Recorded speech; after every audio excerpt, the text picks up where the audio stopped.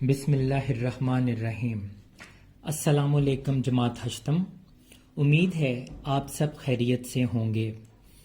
پچھلے لیکچر میں ہم نے حضرت عمر بن عبدالعزیز رحمۃ اللہ تعالی علیہ سبق تفصیل سے پڑھا۔ آج کے لیکچر میں ہم حضرت عمر بن عبدالعزیز سبق کی مشق اور کہانی نویسی کا طریقہ کار کو سمجھیں گے۔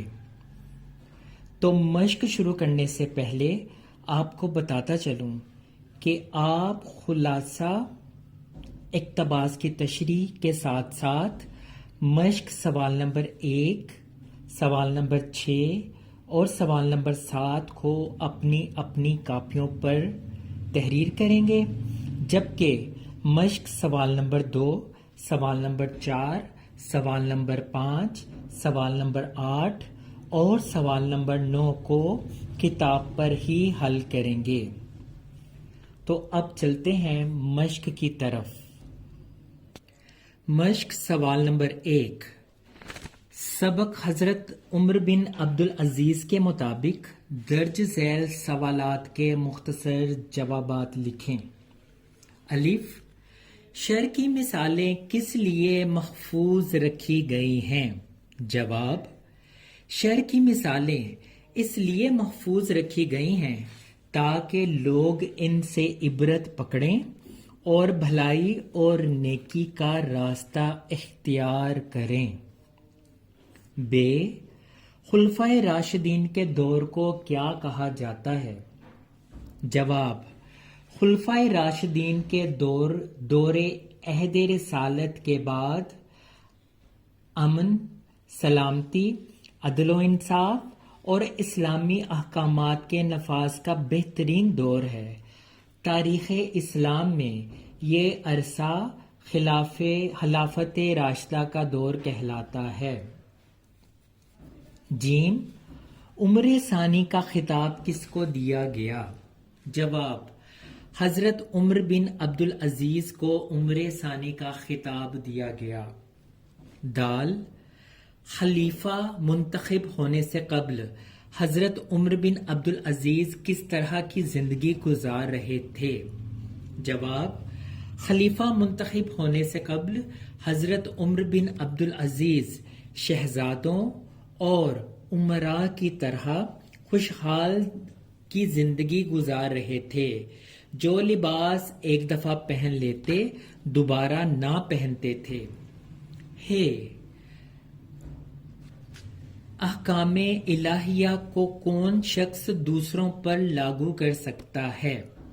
جواب، احکام الہیہ کو وہی شخص دوسروں پر لاگو کر سکتا ہے جو خود اپنے اوپر انہیں لاگو کر سکتا ہو۔ سوال نمبر 2، سبق حضرت عمر بن عبدالعزیز کے مطابق درست جواب کی نشاندہی گڈ یعنی ٹک کے نشان سے کریں۔ الف، حضرت عمر بن عبدالعزیز پیدا ہوئے۔ آپشن نمبر 1 مکہ مکرمہ میں، آپشن نمبر 2 مدینہ منورہ میں، آپشن نمبر 3 یمن میں، آپشن نمبر 4 کوفہ میں۔ درست جواب ہے مدینہ منورہ میں۔ ب، حضرت عمر بن عبدالعزیز فوت ہوئے۔ آپشن نمبر 1 تقریباً 39 سال کی عمر میں، آپشن ب تقریباً 40 سال کی عمر میں، آپشن نمبر 3 تقریباً 41 سال کی عمر میں، آپشن نمبر 4 تقریباً 42 سال کی عمر میں۔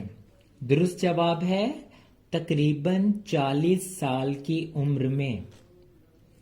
جیم، حضرت عمر بن عبدالعزیز کو کس صحابی کے نام سے تشبیہ دی جاتی ہے؟ الف، آپشن نمبر 1 حضرت عمر فاروق کے، آپشن نمبر 2 حضرت علی کے، آپشن نمبر 3 حضرت ابو بکر صدیق کے، آپشن نمبر 4 حضرت عثمان کے۔ درست جواب حضرت عمر فاروق کے نام سے تشبیہ دی جاتی ہے۔ دال، سلیمان بن عبد الملک کی وفات کے بعد جب وصیت کھولی گئی تو اس میں کیا درج تھا؟ آپشن نمبر 1 اس کا اپنا نام، آپشن نمبر 2 غلام کا نام، آپشن نمبر 3 اویس کا نام، آپشن نمبر 4 حضرت عمر بن عبدالعزیز کا نام۔ درست آپشن ہے حضرت عمر بن عبدالعزیز کا نام ہے۔ جب حضرت عمر بن عبدالعزیز خلیفہ بنے تو آپ نے بیت المال میں اپنا مال جمع کرا دیا۔ آپشن نمبر 1 1/4، آپشن نمبر 2 آدھا، آپشن نمبر 3 3/4، آپشن نمبر 4 سارا۔ درست جواب ہے سارا۔ دال، جب حضرت عمر بن عبدالعزیز بیمار تھے تو آپ نے پہن رکھا تھا۔ آپشن نمبر 1 ابا، آپشن نمبر 2 چوغا، آپشن نمبر 3 میلا کرتا، آپشن نمبر 4 صاف کرتا۔ درست جواب آپشن نمبر 3 میلا کرتا۔ سوال نمبر 3 درج ذیل الفاظ و مرکبات کے معنی لکھیں۔ خیر و شر، نیکی اور بڑائی، مال و متاع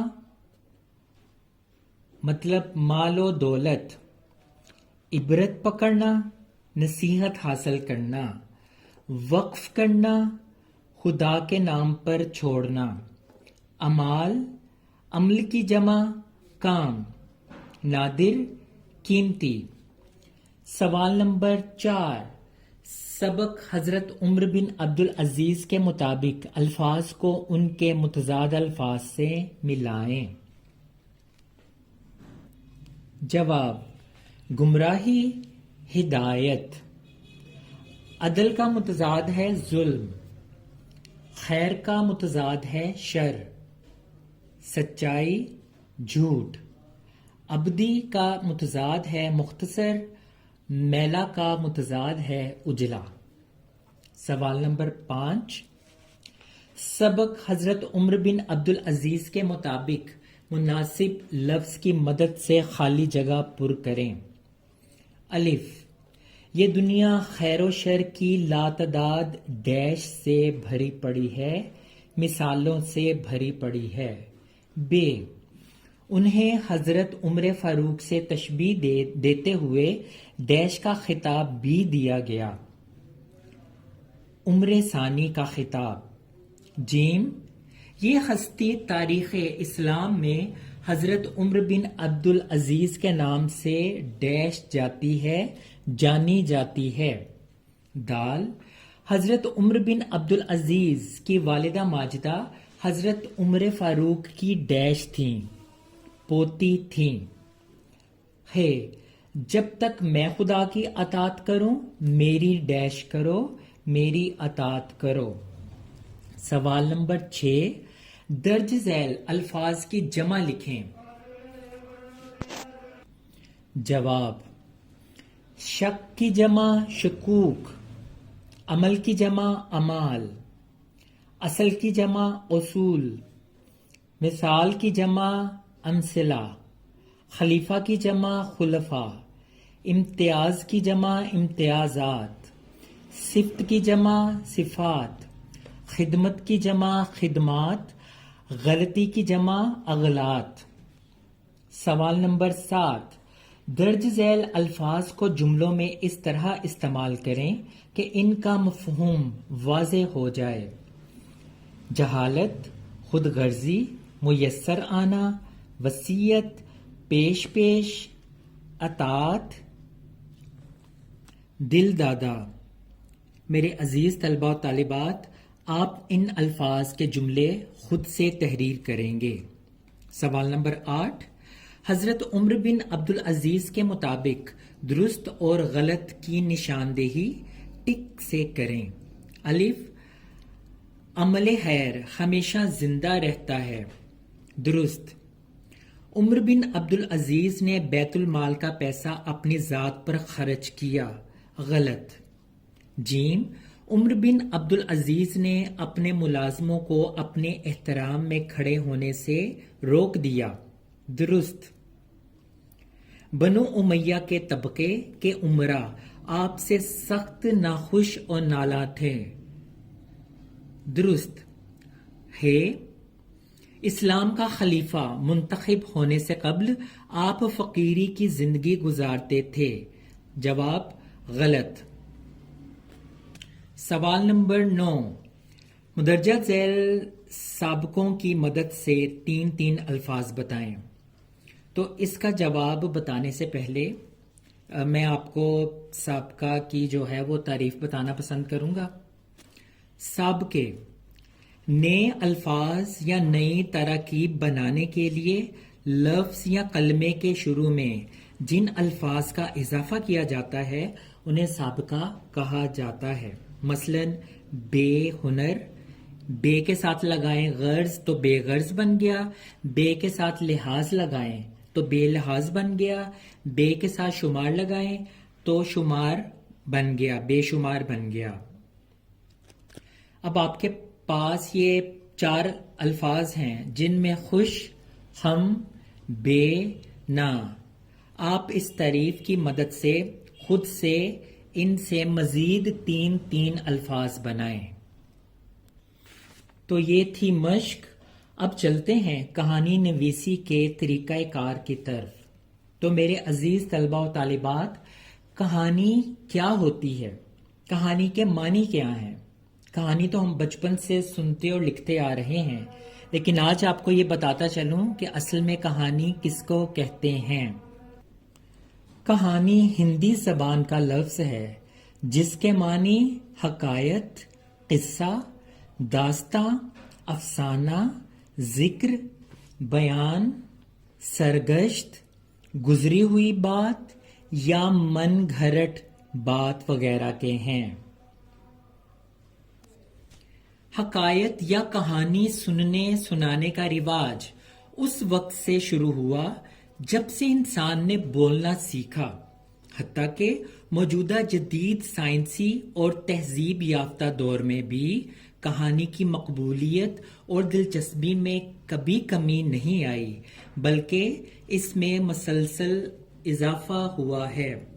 چنانچہ کہانی کے فن نے ترقی کرتے کرتے افسانے، ناول اور ڈرامے کی صورت اختیار کر لی۔ کہانی بچوں اور بڑوں میں یکساں مقبول ہے اور سب ہی کہانی بڑے شوق سے سنتے اور سناتے ہیں۔ بعض کہانیاں سبق آموز اور کئی قسم کے اخلاقی اسباق سے بھرپور ہوتی ہیں۔ ایسی کہانیاں قوم کی تشکیل میں بڑی معاون ثابت ہوتی ہیں۔ اب بیٹا، آپ کو میں کہانی نویسی کی کچھ ضروری ہدایات سے آگاہ کرتا چلوں۔ یہ باتیں اگر آپ کہانی میں شامل کریں گے یا ان باتوں کا لحاظ رکھیں گے تو انشاءاللہ آپ ایک مکمل کہانی تحریر کرنے کے قابل ہو سکیں گے۔ کہانی ہمیشہ صیغہ ماضی میں لکھیں۔ کہانی کی زبان سادہ ہو اور روزمرہ کے مطابق ہو، یہ نہ ہو کہ بڑے مشکل الفاظ میں ڈھالتے ہوئے آپ کہانی کو تحریر کر رہے ہیں۔ جملے سادہ اور مختصر لیکن زبان و بیان کی اغلاط سے پاک ہوں۔ واقعات کے درمیان ربط اور تسلسل پایا جائے۔ کہانی مناسب طوالت کے پیراگراف کی شکل میں لکھی جائے۔ یہ نہ ہو کہ ساری کہانی ایک ہی پیراگراف میں لکھ دی جائے جو 2 سے 3 صفحات پر مشتمل ہو تو پڑھنے والے کو بھی کوفت ہوگی، لہٰذا وہ آپ کو پورے نمبر نہیں دے گا۔ کہانی کا انداز بیاں ایسا ہو کہ اس میں جھوٹی بات بھی حقیقت کا رنگ دکھائے۔ کہانی کم از کم 1 یا زیادہ سے زیادہ 2 صفحات پر مشتمل ہو۔ کہانی لکھتے وقت خوش خطی کا خیال رکھیں تاکہ تحریر میں الفاظ پڑھے جا سکیں۔ سب سے اہم بات، کہانی کا نام شروع میں اور اخلاقی سبق آخر میں لکھنا لازمی ہے۔ اخلاقی سبق اگر 1 سے 2 یا 3 آتے ہوں تو وہ 3 بھی لکھے جا سکتے ہیں تاکہ غلطی کا امکان کم رہے۔ اب میں آپ کی کتاب قواعد و انشاء کے صفحہ نمبر 106 پر موجود کہانی نمبر 1 پڑھوں گا، جس کو آپ اچھی طرح سے یاد کریں گے۔ تو چلیے کہانی پڑھتے ہیں۔ کہانی کا نام ہے شیر کا گھر۔ شیرپور کا گاؤں دریا سے ذرا ہٹ کر آباد تھا اور دریا کے درمیان سرسبز کھیت تھے۔ دریا کے پار ایک خوبصورت جنگل تھا، جس میں جنگل کا بادشاہ شیر رہتا تھا اور اس کے ساتھ اور بھی کئی شیر اپنی اپنی کھچاڑ میں دھاڑا کرتے تھے۔ دریا کو کشتی کے ذریعے عبور کیا جاتا تھا، کیونکہ دریا پر کوئی پل نہ تھا۔ شیرپور میں ایک بڑھئی رہا کرتا تھا جو اپنے کام میں استاد مانا جاتا تھا۔ ایک دن اسے لکڑی کا پنجرا بنانے کے لیے لکڑی کی ضرورت تھی۔ اس نے علل صبح اپنے بیٹے کو ساتھ لیا اور دریا کے پار جنگل میں چلا گیا۔ ایک درخت سے لکڑی کاٹی اور پنجرا بنانے لگا۔ وہ اپنے کام میں مصروف تھا کہ ایک شیر آ گیا۔ بولا، بڑے میاں کیا بناتے ہو؟ بڑھئی نے جواب دیا، جنگل کے بادشاہ کا گھر بنا رہا ہوں۔ شیر نے کہا کہ اس چھوٹے سے پنجرے میں ہم کیسے سما سکتے ہیں؟ بڑھئی نے کہا، اس میں داخل ہو کر دیکھ لیں۔ شیر نے آؤ دیکھا نہ تاؤ، نہ یہاں دیکھا نہ وہاں، پنجرے میں داخل ہو گیا، جا گھسا۔ بڑھئی نے فوراً دروازہ بند کر دیا۔ اب شیر قید تھا اور پنجرے سے نکلنے کے لیے بے تاب۔ بڑھئی نے بیٹے سے کہا، جاؤ بیٹا، لوٹا لو اور آگ جلا کر پانی کو خوب گرم کرو۔ لڑکے نے ایسا ہی کیا۔ جب پانی ابلنے لگا تو بڑھئی نے لوٹا اٹھایا اور شیر پر ڈالنے لگا۔ جوں جوں ابلا پانی شیر پر پڑتا، شیر تڑپتا، چیختا، حتیٰ کہ اس کے بدن کی کھال تک جل گئی۔ شیر ادھموا سا ہو گیا، کمزور سا۔ بڑھئی نے یہ دیکھ کر پنجرے کا دروازہ کھول دیا۔ شیر باہر نکلا اور بے تحاشا جنگل کی طرف تیزی سے بھاگا۔ بڑھئی نے خدا کا شکر ادا کیا کہ بلا ٹلی۔ ابھی تھوڑی دیر گزری تھی کہ جنگل کے 3 شیر بڑھئی کی طرف آتے دکھائی دیے۔ بڑھئی اور اس کا بیٹا درخت پر چڑھ گئے۔ شیر درخت کے نیچے آئے، انہیں درخت پر چڑھنا نہیں آتا تھا۔ آخر جلا ہوا شیر نیچے کھڑا ہو گیا، دوسرا شیر اس کی پیٹھ پر چڑھ گیا اور کھڑا ہو گیا۔ بڑھئی نے دیکھا کہ اب ہماری خیر نہیں۔ اس نے چلا کر کہا، جلدی سے لوٹا لے کر آؤ۔ یہ سننا تھا